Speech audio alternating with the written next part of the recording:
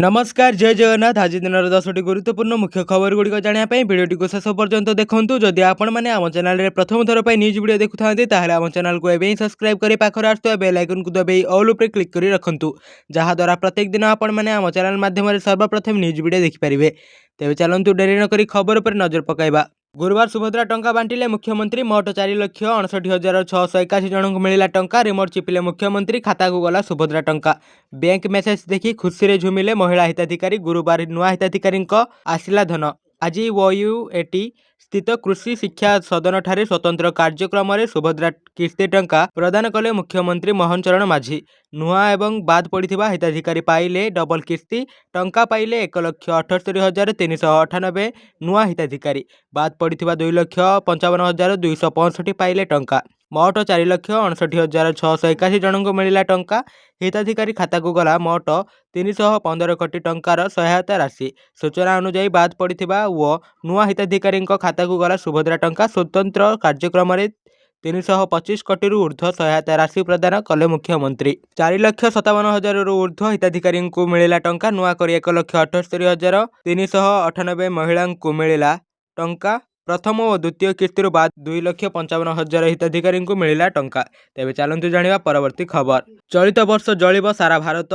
गरम रू मिलबनी रक्षा। एबेठू कराल रूप देखला खरा। चलित वर्ष रेकर्ड भांगिब ताती। मार्च, एप्रिल और मे यही 3 मास हेब अग्निवर्षा। मार्च मासरे प्रबल खरा हेब। एपरिकी हिट वेव अवधि भी अधिक रहिबो बोली सतर्क करुछि पाणीपाग विभाग। फेब्रुआरी आरंभ न हेउणु निजर कराल रूप देखलाणी खरा। उपर मुहां हेलाणी पारद। दिन तापमात्रा 32 डिग्री पाखापाखि पहुंचलाणी। सेहीपरि दिल्ली में 15 डिसेम्बर 15 जनवरी पर्यंत कड़ा शीतर प्रभाव देखाइथिला। घन धुआं व शीतलहरी साधारण जीवन अस्तव्यस्त हो पड़ा। यही समय दिनर सर्वाधिक तापमात्रा 15 ରୁ 17 डिग्री सेल्सियस मध्य रहुथिबा बेले रातिर सर्वनिम्न तापमात्रा 3 डिग्री तलकू मध्य खसी जाइथिला। हेले गत 4 ରୁ 5 दिन धरी दिल्लीर सर्वनिम्न तापमात्रा 7 डिग्री पाखापाखि रहुछि। सेहीपरि दिन बेले भल खरा हेबारु लोके शीतरू सामान्य आराम अनुभव करुछन्ति। आश्चर्यर कथा हेला सर्वाधिक तापमान एबे 25 डिग्री सेल्सियस पर्यंत पहुंची जाइछि, जहाँ एबे फेब्रुआरी पूर्वरु ग्रीष्मर आभास देउछि। पाणीपाग विशेषज्ञों कहवा अनुसार यही हठात तापमात्रा परिवर्तनर प्रमुख कारण हेउछि दुर्बल पश्चिमा झड़। साधारणतः शक्तिशाली पश्चिमा झड़ आसिले उत्तर भारत में वर्षा हेबा सह पहाड़िया अंचल में बरफ पड़ी थाए, जहाँ शीत को बढ़ाई थाए। किंतु एथर पश्चिमा झड़ दुर्बल थिबारु वर्षा सठिक भावे हेउनाही वो पहाड़ू आसुथिबा ठंडा पवन मध्य दिल्ली पर्यंत पहुँचु नाही।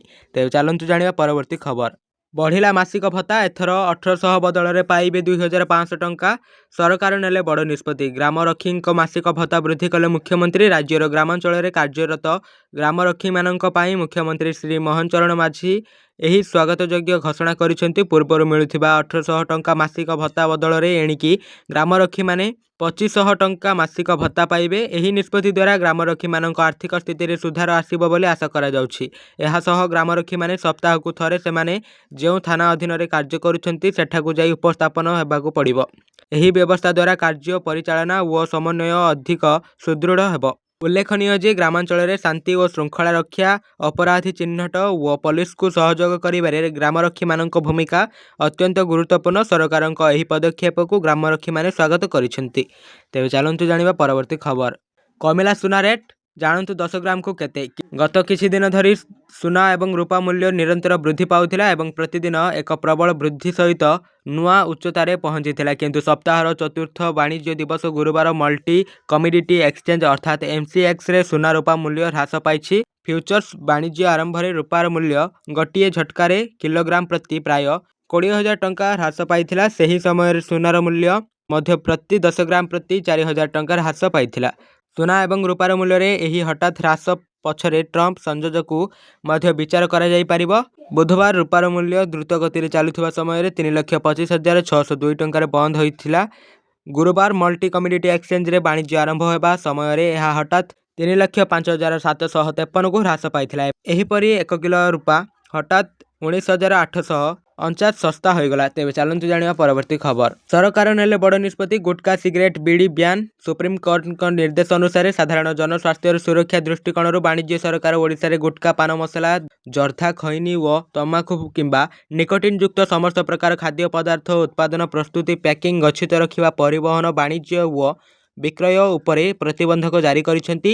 ଏହି ନିଷେଧାଜ୍ଞା ଖାଦ୍ୟ ସୁରକ୍ଷା ଓ ମାନକ ଆଇନ 2006 ଏବଂ ଖାଦ୍ୟ ସୁରକ୍ଷା ଓ ମାନକ ବିକ୍ରୟ ଉପରେ ପ୍ରତିବନ୍ଧକ ଓ ନିୟନ୍ତ୍ରଣ ବିଧି 2011 ଧାରା 2.3.4 ଅନୁଯାୟୀ ଜାରି କରାଯାଇଛି। ସୁପ୍ରିମକୋର୍ଟଙ୍କ ନିର୍ଦ୍ଦେଶ ଏବଂ ଖାଦ୍ୟ ସୁରକ୍ଷା ଓ ମାନକ କର୍ତ୍ତୃପକ୍ଷ FSSAIଙ୍କ ଗାଇଡଲାଇନ ଅନୁସାରେ ଏହି ପଦକ୍ଷେପ ଗ୍ରହଣ କରାଯାଇଛି। ତମାଖୁ ଓ ନିକୋଟିନ ଯୁକ୍ତ ପଦାର୍ଥ ଗୁଡ଼ିକ ମୁଖ, ଗଳା, ଅନ୍ତର୍ନିହିତ ଅଙ୍ଗରେ କ୍ୟାନ୍ସର ସହିତ ଗୁରୁତର ରୋଗ ସୃଷ୍ଟି କରୁଛି। ବିଶେଷ କରି ଶିଶୁ ଓ ଯୁବପିଢ଼ିଙ୍କ ସ୍ୱାସ୍ଥ୍ୟ ପାଇଁ ଏହା ଅତ୍ୟନ୍ତ ହାନିକାରକ।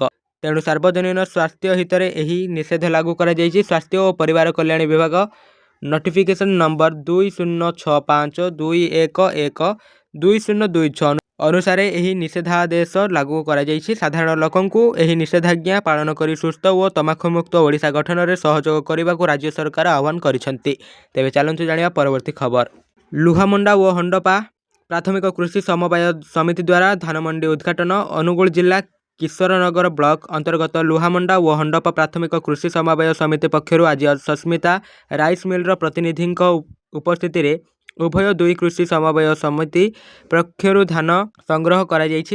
ସମବାୟ ସମିତି କାର୍ଯ୍ୟାଳୟ ତରଫରୁ ପ୍ରଥମେ ପୂଜାର୍ଚ୍ଚନା କରିବା ପରେ ଧାନ ମଣ୍ଡି ଆରମ୍ଭ କରାଯାଇଥିଲା। ଏଥିରେ ସସ୍ମିତା ରାଇସ୍ ମିଲର ପ୍ରତିନିଧି ଭାବରେ ଧ୍ରୁବଚରଣ ଆମନ୍ତ, ସୁମନ୍ତ ପ୍ରଧାନ, କଳାକାର ସାହୁ, ଭବାନୀ ମାଝୀ, ଆନନ୍ଦ ସାହୁଙ୍କ ଉପସ୍ଥିତିରେ ଲୁହାମଣ୍ଡା ସମବାୟ ସମିତିର ସଭାପତି ଭୁବନେଶ୍ୱର ପ୍ରଧାନ, ସେକ୍ରେଟାରୀ ଅଶୋକ କୁମାର ସାହୁ ଓ ସମସ୍ତ ବର୍ଗର ମେମ୍ବର ମାନଙ୍କୁ ନେଇ ଧାନ ସଂଗ୍ରହ କରାଗଲା। ସେହିପରି ହଣ୍ଡପା ସମବାୟ ସମିତି ପକ୍ଷରୁ ମଧ୍ୟ ସଭାପତି ସଞ୍ଜୀବ କୁମାର ପ୍ରଧାନ, ସେକ୍ରେଟାରୀ ସଂସାର ସ୍ୱାଇଁ ଓ ସମସ୍ତ ଚାଷୀମାନଙ୍କ ଉପସ୍ଥିତିରେ ଧାନ ମଣ୍ଡି ଆରମ୍ଭ କରାଯାଇଥିଲା। ତେବେ ଚାଲନ୍ତୁ ଜାଣିବା ପରବର୍ତ୍ତୀ ଖବର। କେବଳ ଆଧାର କାର୍ଡ ଦେଖି ସରକାର ଦେଉଛନ୍ତି 90,000 ଟଙ୍କା।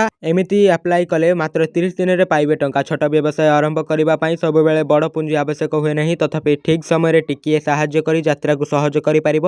ଦେଶରେ ଲକ୍ଷ ଲକ୍ଷ ଲୋକ ଅଛନ୍ତି ଯେଉଁମାନେ ପ୍ରତିଦିନ ରୋଜଗାର କରନ୍ତି ଏବଂ ନିଜକୁ ପ୍ରତିପାଳନ ପାଇଁ ସେହି ଦୈନିକ ଆୟ ଉପରେ ନିର୍ଭର କରନ୍ତି। କେନ୍ଦ୍ର ସରକାରଙ୍କ ପ୍ରଧାନମନ୍ତ୍ରୀ ସ୍ୱନିଧି ଯୋଜନା ସେମାନଙ୍କ ପାଇଁ ଡିଜାଇନ କରାଯାଇଛି ଯେଉଁମାନେ ସେମାନଙ୍କର ଛୋଟ ବ୍ୟବସାୟକୁ ବିସ୍ତାର କରିବାକୁ ଚାହୁଁଛନ୍ତି। ଏହି ଯୋଜନାର ସବୁଠାରୁ ଗୁରୁତ୍ୱପୂର୍ଣ୍ଣ ବୈଶିଷ୍ଟ୍ୟ ହେଉଛି ଯେ ଯୋଗ୍ୟ ବ୍ୟକ୍ତିମାନେ କେବଳ ସେମାନଙ୍କର ଆଧାରରେ 90,000 ଟଙ୍କା ପର୍ଯ୍ୟନ୍ତ ଋଣ ପାଇପାରିବେ। ତେବେ ଚାଲନ୍ତୁ ଜାଣିବା ପରବର୍ତ୍ତୀ ଖବର। 5 ଥର ପରେ ଧରମ ଛାଡ଼, ବର୍ଷକୁ ଏତିକି ଥର ଟ୍ରାଫିକ ନିୟମ ନ ମାନିଲେ ସସ୍ପେଣ୍ଡ ହେବ ଆପଣଙ୍କ ଡିଏଲ୍। ସରକାରଙ୍କ ବଡ଼ ନିଷ୍ପତ୍ତି। କେନ୍ଦ୍ର ସରକାର ମୋଟର ଯାନ ନିୟମରେ ବଡ଼ ସଂଶୋଧନ କରିଛନ୍ତି। ଚାଲାଣ କାଟିବାର 45 ଦିନ ଭିତରେ ଦେବାକୁ ଜରିମାନା। 45 ଦିନ ଭିତରେ ଜରିମାନା ନ ଗଣିଲେ ରଦ୍ଦ ହେବ ଆପଣଙ୍କ ଡ୍ରାଇଭିଂ ଲାଇସେନ୍ସ ଏବଂ ସସ୍ପେଣ୍ଡ ହେବ ଆପଣଙ୍କ ମୋଟର ଯାନ ସେବା। ତେବେ ଗାଡ଼ି ଚାଳକ ନିୟମ ଭାଙ୍ଗିଲେ କଟିବ ପଏଣ୍ଟ, ରଦ୍ଦ ହେବ ଲାଇସେନ୍ସ, ମହଙ୍ଗା ହେବ ବୀମା। ସଡ଼କ ଦୁର୍ଘଟଣା ରୋକିବା ଓ ଟ୍ରାଫିକ ନିୟମକୁ ଅଧିକ କଡ଼ାକଡ଼ି କରିବା ପାଇଁ କେନ୍ଦ୍ର ସରକାର ପେନାଲ୍ଟି ପଏଣ୍ଟ ବ୍ୟବସ୍ଥା ଲାଗୁ କରିବାକୁ ଯାଉଛନ୍ତି। ଖୁବ୍ ଶୀଘ୍ର ଏହି ନିୟମ ଲାଗୁ ହେବ। ଡ୍ରାଇଭିଂ ଲାଇସେନ୍ସ ସହିତ ଗାଡ଼ିର ବୀମା ମଧ୍ୟ ସଂଯୋଗ ହେବ। ପ୍ରତ୍ୟେକ ଡ୍ରାଇଭିଂ ଲାଇସେନ୍ସରେ କିଛି ନିର୍ଦ୍ଦିଷ୍ଟ ପଏଣ୍ଟ ରହିବ। ଯଦି ଗାଡ଼ି ଚାଳକ କୌଣସି ଟ୍ରାଫିକ ନିୟମ ଉଲ୍ଲଂଘନ କରନ୍ତି ତେବେ ଜରିମାନା ସହିତ ସମ୍ପୃକ୍ତ ଡ୍ରାଇଭରଙ୍କ ଲାଇସେନ୍ସକୁ ପଏଣ୍ଟ କରାଯିବ। ଓଭର ସ୍ପିଡ୍, ବେପରୁଆ ଗାଡ଼ି ଚାଳନା ବା ହେଲମେଟ୍ ନ ପିନ୍ଧିବା ପାଇଁ ଡ୍ରାଇଭରଙ୍କ ଲାଇସେନ୍ସରୁ ପଏଣ୍ଟ କଟିବ। ତେବେ ଚାଲନ୍ତୁ ଜାଣିବା ପରବର୍ତ୍ତୀ ଖବର। ସରକାରଙ୍କ ଏହି ଯୋଜନା ଖୋଲିଦେବ ଭାଗ୍ୟ। ଜମା କରନ୍ତୁ 210 ଟଙ୍କା ଆଉ ପାଆନ୍ତୁ ମାସକୁ 5,000। ଗତକାଲି ପ୍ରଧାନମନ୍ତ୍ରୀ ଶ୍ରୀ ନରେନ୍ଦ୍ର ମୋଦିଙ୍କ ଅଧ୍ୟକ୍ଷତାରେ ଅନୁଷ୍ଠିତ କେନ୍ଦ୍ର କ୍ୟାବିନେଟ୍ ବୈଠକରେ ଆଜି ଏହି ପ୍ରସ୍ତାବକୁ ଅନୁମୋଦନ କରାଯାଇଛି। 2030ରୁ 31 ଆର୍ଥିକ ବର୍ଷ ପର୍ଯ୍ୟନ୍ତ ଅଟଳ ପେନ୍ସନ ଯୋଜନା 2030ରୁ 31 ଆର୍ଥିକ ବର୍ଷ ପର୍ଯ୍ୟନ୍ତ ଅଟଳ ପେନ୍ସନ ଯୋଜନାକୁ ଜାରି ରଖାଯିବ। ଏହି ଯୋଜନାର ପ୍ରଚାର ପ୍ରସାର ଓ ବିକାଶମୂଳକ କାର୍ଯ୍ୟକଳାପ ପାଇଁ ପାଣ୍ଠି ସହାୟତାର ସମ୍ପ୍ରସାରଣ କରାଯିବା ସହିତ ନିଅଣ୍ଟ ଭରଣା ଲାଗି ମଧ୍ୟ ପାଣ୍ଠି ଯୋଗାଇ ଦିଆଯିବ। ଚାକିରି ପରେ ସମସ୍ତେ ଅବଶିଷ୍ଟ ଜୀବନ ଆରାମରେ ବିତେଇବାକୁ ଚାହୁଁଛନ୍ତି, ଏଥିପାଇଁ ଟଙ୍କାର ଆବଶ୍ୟକତା ପଡ଼େ। ଏଭଳି ପରିସ୍ଥିତିରେ ପେନ୍ସନ ହିଁ ଏକମାତ୍ର ସାହାରା ପାଲଟିଥାଏ। କିନ୍ତୁ କର୍ମମୟ ଜୀବନ ପରେ ସମସ୍ତଙ୍କୁ ପେନ୍ସନ ମିଳିନଥାଏ। ପେନ୍ସନ ସାହାଯ୍ୟରେ ବୃଦ୍ଧାବସ୍ଥାକୁ ଭଲ ଭାବରେ ବିତାଇ ପାରିବେ। ଅଟଳ ପେନ୍ସନ ଯୋଜନା ହେଉଛି ଏକ ଯୋଜନା ଯାହାକି ପେନ୍ସନ ଚିନ୍ତା ଦୂର କରିଥାଏ। ସ୍ୱଳ୍ପ ଆୟ କରୁଥିବା ଲୋକଙ୍କ ପାଇଁ ଅଟଳ ପେନ୍ସନ ଯୋଜନା ସବୁଠୁ ଭଲ ହେବ। ତେବେ ଚାଲନ୍ତୁ ଜାଣିବା ପରବର୍ତ୍ତୀ ଖବର।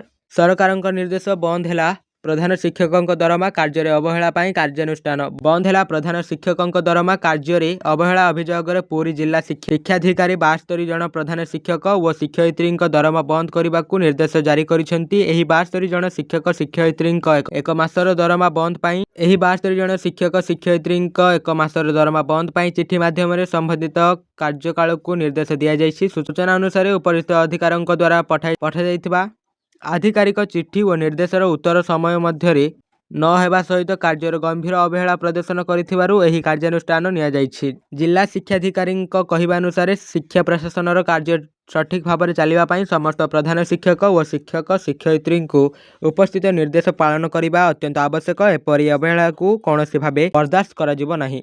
एही घटना पर जिलार शिक्षा महल में चर्चा जोर धरिथिबा बेले आगामी दिनर एपरी अवहेला घटिले आहुरी कठोर कार्यानुष्ठान नियाजिबो बोली प्रशासन सचेतन करिछि। तो यह आज दिन 10टी गुरुत्वपूर्ण मुख्य खबर। प्रत्येक दिन एभली लेटेस्ट ब्रेकिंग न्यूज देखा आम चैनल को एवं सब्सक्राइब करी पाखर आसुवा बेल आइकन को दबाई ऑल उपरे क्लिक करी रखंतु, जहाद्वारा प्रत्येक दिन आपण मैंने आम चैनल माध्यम सर्वप्रथम न्यूज वीडियो देखिपारे।